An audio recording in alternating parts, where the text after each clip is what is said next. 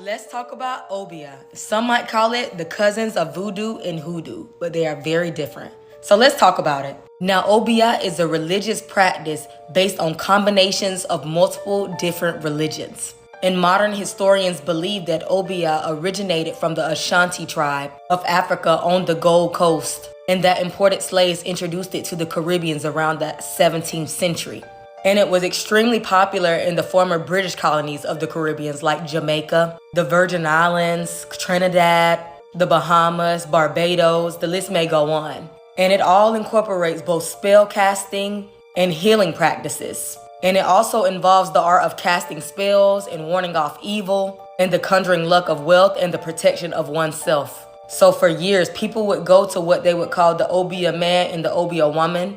So basically, like in voodoo, how they call it the root lady or the root woman or the root doctor, kind of the same concept. But some might even call them the scientist or the professor or the doctor because these people are highly respected. You can go to these practitioners and pay them to do whatever you pretty much want. If it's to cast something evil on someone or if it's for good luck or good fortune, they can do that for you. Like they can manipulate supernatural forces, but also a prominent role is played by healing practices, often incorporating herbal and animal ingredients. And in some cases, they like to try to provide justice for some of their clients to provide them with spiritual protection. And some cursing practices have been practiced as well. You know, if there's good, there's going to be some bad somewhere. So they can involve and make different objects to harm others or different poisons. Like I said, in voodoo and hoodoo, they have voodoo dolls that can harm others. There's their own different things in Obeah.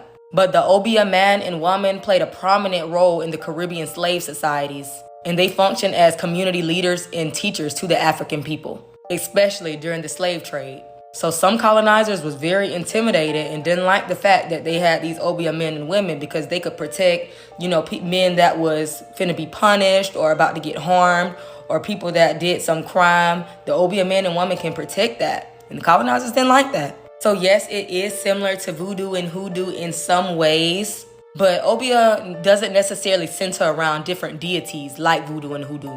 But let me know what y'all think about this religion in the comments. I feel like it's not really talked about as much as voodoo and hoodoo is, but it's extremely interesting.